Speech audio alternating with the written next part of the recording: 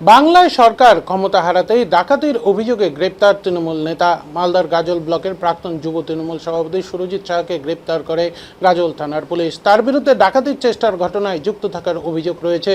প্রসঙ্গত, গত 15 তারিখ নৈশকালীন টহলদারিতে বেরিয়ে ডাকাতির উদ্দেশ্যে জড়ো হওয়া 2 ডাকাতকে ধরে মালদার গাজল থানার পুলিশ। ধৃতদের কাছ থেকে উদ্ধার হয় একটি অত্যাধুনিক মানের 1 শাটার এবং 1 রাউন্ড কার্তুজ।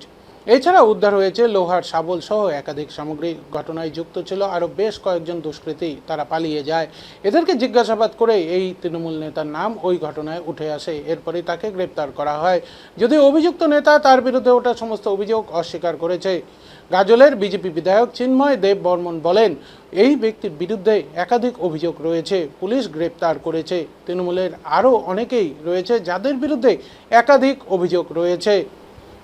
কারোর বিরুদ্ধে যদি এ ধরনের অভিযোগ থাকে, কোনোভাবেই দল পাশে দাঁড়াবে না, দাবি তৃণমূল নেতা কৃষ্ণেন্দু নারায়ণ চৌধুরীর।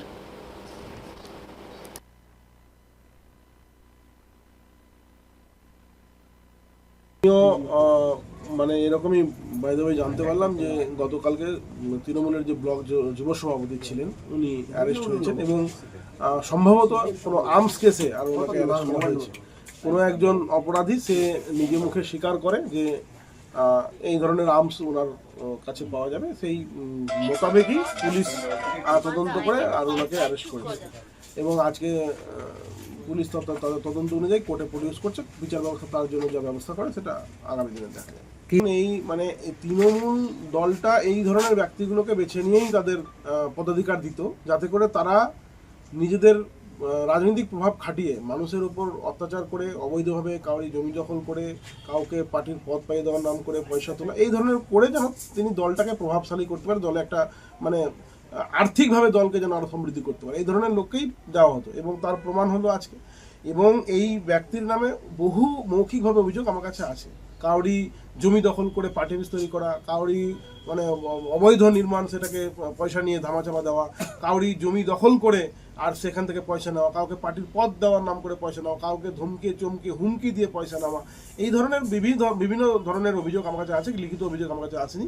এবং আমার মনে হয় আজকের এই ঘটনার পরে পুলিশের এই ধরনের পদক্ষেপের পরে বাকি যে সমস্ত তৃণমূলের নেতৃত্ব আছে যারাও বিভিন্নভাবে দুর্নীতির সঙ্গে যুক্ত, তাদের প্রতি মানুষ এখন ক্ষুব্ধ হয়ে বিভিন্নভাবে অভিযোগ করবে এবং আগামী দিনে পুলিশ প্রশাসন তার যথোপযুক্ত ব্যবস্থা নেবে। আজকে আমি যতটুকু জানি আমাদের গাজল ব্লকের যে তৃণমূলের যুব সভাপতি যিনি ছিলেন সুরজিৎ সাহা, তাকে আর্মস কেসে সম্ভবত ধরে আর অ্যারেস্ট করার পর আজকে কোর্টে প্রডিউস করা হয়েছে বলে আমি জানি।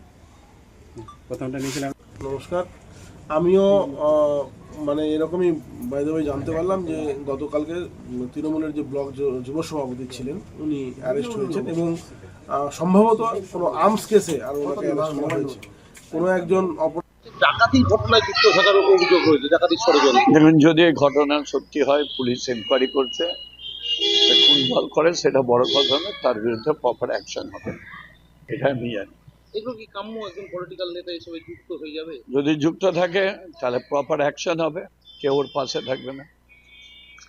ডাকাতির ঘটনায় যুক্ত থাকার অভিযোগ রয়েছে, ডাকাতির ষড়যন্ত্র। দেখুন, যদি এই ঘটনা সত্যি হয়, পুলিশ এনকোয়ারি করছে, কোন দল করে সেটা বড় কথা নয়, তার বিরুদ্ধে প্রপার অ্যাকশন হবে, এটা আমি জানি। এগুলো কি কাম্য একজন পলিটিক্যাল নেতা হিসেবে যুক্ত হয়ে যাবে? যদি যুক্ত থাকে তাহলে প্রপার অ্যাকশন হবে, কেউ ওর পাশে থাকবে না। ডাকাতির ঘটনায় যুক্ত থাকার অভিযোগ রয়েছে, ডাকাতির ষড়যন্ত্র। দেখুন, যদি বুঝি কেন গ্রেপ্তার করা হয়েছিল আপনাকে? আপনাকে কেন গ্রেপ্তার করা হলো?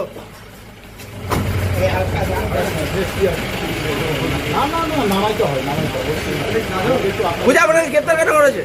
আমি জানতেই পারলাম না কিভাবে গ্রেপ্তার করতে। কয়জনকে গ্রেপ্তার করা হয়েছে?